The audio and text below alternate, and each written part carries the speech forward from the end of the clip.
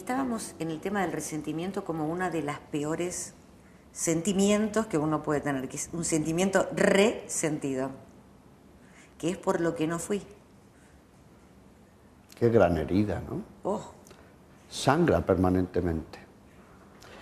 Y además contamina la afectividad. Contamina nuestra visión de los demás, las relaciones.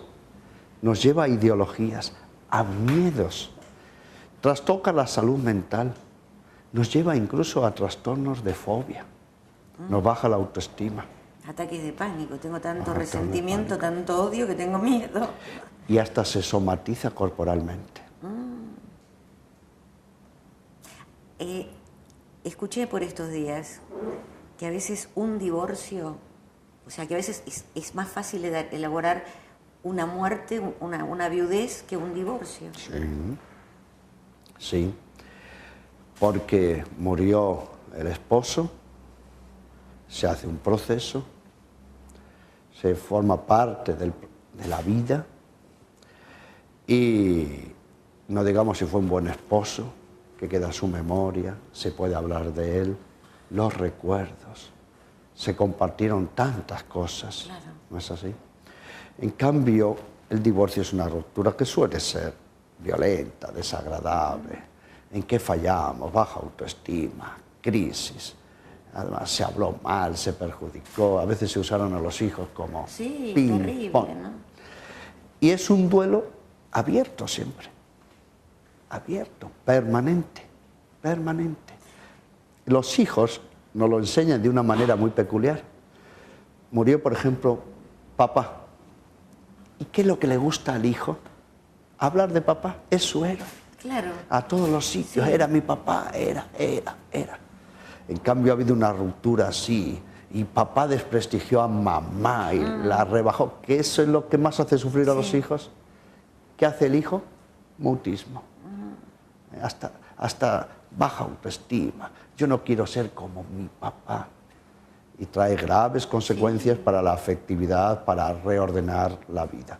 Es un duelo muy complicado, incluso un duelo abierto, que necesita también ser muy acompañado y tener grandeza de alma para superarlo. He observado en algunas colegas, amigas, muy amigas, que por ejemplo tuvieron divorcios traumáticos en las que hicieron todos esos errores, tu padre, esto. Resulta que después de una pelea a muerte durante años, resulta que ese hombre se murió y ellas empiezan a quererlo después que se murió y estaban divorciadas y se habían peleado y habían luchado. Eso pasa también. Sí. Sí, es una de las dinámicas de los duelos y es un síndrome de Estocolmo dentro de los procesos de duelo. Sí, es importante saber trabajar la lógica interna de este tipo de duelos. Mateo, ¿vuelve una mujer en algún momento? Porque como experiencia de sacerdote y aparte de escuchar y de confesar y aparte de toda la vastísima experiencia que hay en duelos, ¿cómo vuelven las mujeres después que deciden hacer un aborto? En el momento que lo hicieron, bueno, lo hicieron. ¿Y después qué pasa? Es de los duelos más extraordinarios, más complicados en su resolución. Porque una cosa es que a un hijo muera por enfermedad, muera por un accidente de tránsito.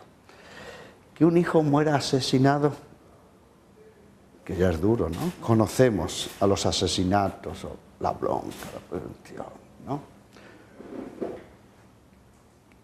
Que el hijo muera suicidado, terrible, terrible. Pero contra toda lógica, contra todo instinto materno, contra la propia sangre, que una madre asesine a un hijo inocente en los primeros elementos de su vida, en las primeras fuerzas, eso va contra todo orden natural. Y por eso es el que trae más sentimientos de culpa y es el duelo que más se somatiza. Porque a una mujer, y la conciencia la podremos encubrir y tapar, pero no por mucho tiempo. A la mujer en duelo, o la muerte de cualquier hijo, le duele la matriz. Es como que una madre le sacaran la piel, está en carne viva, Claro. que la vaciaran. Sí. Imagínense cuando ha sido la madre la que ha hecho ese proceso. ¿Y cómo se va a reparar eso? Es imposible. Va a ser un sentimiento de culpa de toda la vida. Toda la vida te acompaña la... Claro, Y sí, aparte porque todo. no hay reparación. No. Uno lo podrá serenar, hablar, desahogarse, pero como va contra el instinto mismo de la vida, y además, ¿por qué? Veo a un niño que ahora tiene 3 años, inmediatamente, Pensás en el que hubiera tenido, claro, porque tendría 20 o que tendría 25. además, a la hora de hablarlo, que lo sepan los otros hijos, ¿no? Y por eso, ¿cuántas personas, cuántas mujeres que yo he acompañado, la última palabra de su confesión, ¿sobre qué ha sido? El aborto. Y se han confesado cientos de veces. Y ahí está de nuevo la culpa, y están queriendo perdón, pidiendo perdón. Ahora, cuando estas mujeres se quieren sumar a los grupos, ¿no? ¿Qué pasa con las otras mujeres? Por ejemplo, ¿cómo recibe una mujer que perdió un hijo, que se le murió un hijo, a otra que llega muy apenada y con mucha conciencia de los abortos que le pesan en la cabeza, en la memoria, en la conciencia? ¿Cómo se produce ahí? Sí, son grupos separados por una razón muy evidente, porque lo hemos comprobado personalmente. Una madre que llora por su hijo, que estuvo en una enfermedad y luchó, movió cielo y tierra, y que está en carne viva, hizo todo, y hasta tiene sentimiento de culpa, como hemos dicho, Sí. por haber, ¿qué me faltó todavía? ¿No? Cuando viene a su lado y escucha que la otra madre mató a su hijo, ¿se la quieren comer? Y sí. No dirán nada, pero inmediatamente se mueven, otras se van. Por eso no podemos tenerlas juntas, porque una mujer que está haciendo, un padre, el proceso de duelo, junto a otras que intencionadamente lo mataron, es contra toda la lógica humana. Mateo, hay un tipo de duelo en este momento que es frecuente, que tiene que ver con lo que se está pasando en la violencia, en la calle, en la vida, ¿no? ¿Cómo nos paramos frente a que a cualquiera nos puede tocar? No es que justo a mí me iba a pasar, no, estamos todos expuestos a que te maten cuando te vas a subir a un auto, a verte hace 5 minutos con un amigo, a los 10 minutos te llaman que lo mataron. La violencia ya es en sí mismo un duelo. ¿Por qué? La adicción es un duelo. El alcoholismo es un duelo. Que uno está atrapando, se está anestesiando. Claro. Quiere decir que hay una carencia, hay unas crisis, ¿no?, que no se asumieron y están llevando por un escape a las personas. No olvidemos que en el fondo de una persona violenta que hay personas violentas que convivieron y la hicieron violenta. El violento es víctima, aunque nos cueste aceptarlo. Y el adicto es una víctima. Y el alcoholismo no es causa, sino consecuencia.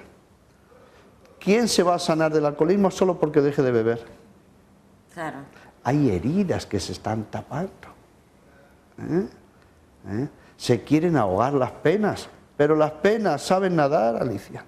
Ajá. Claro. Las penas saber nadar. Las heridas naufragan sobre adicciones y alcoholismos, salen siempre a flote. Y por eso, detrás de estas personas hay que hacer todo un proceso terapéutico de sanación, que eso es precisamente el duelo. Son victimadores y víctimas. Qué mirada piadosa, ¿no? Porque lo estoy escuchando hablar y pienso que claro que está en lo que es el diálogo, ¿no? Si Dios perdona, ¿quién soy yo para no perdonar, no, Mateo? O sea... Claro, es que de estas personas hay que cuidarse de ellas, pero hay que cuidarlas. ¿Qué papel juega el perdón en un duelo. Sin perdón no hay nunca sanación. Jamás. Es el elemento más clave de que se ha hecho un proceso de duelo hasta el final. Porque esto también es importante decirlo, ¿no? Ante el sufrimiento no solo nos tenemos que aliviar, hay que sanarse. No solo es desahogarse, es reestructurar toda la persona.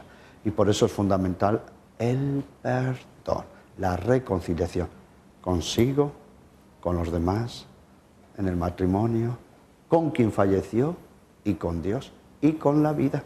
Y cuando dicen, por ejemplo, ¿por qué no se habrá muerto mi madre antes de que se muriera mi hijo? ¿No es cierto? Y mi hijo que se murió, tan bueno, y otros... Sí, ¿no es cierto? La gente buena se muere y los... ¿No? Y poco tiempo después, cuando uno comienza el proceso de sanación, siente culpa por haber dicho y pensado eso. ¿En serio? Claro. Es que el proceso de sanación no deja a las personas igual de antes. Las tiene que hacer personas nuevas, en un espíritu nuevo. Renacer, resucitar, resurrección. ¿Cómo puede ser que después de haber sufrido tanto, las personas no mejoren? No sean mejores ciudadanos, mejores hijos de Dios, más valores. Ojo, no porque el sufrimiento enseña, Alicia. El sufrimiento no enseña nada. Es la actitud con que se elabora el sufrimiento.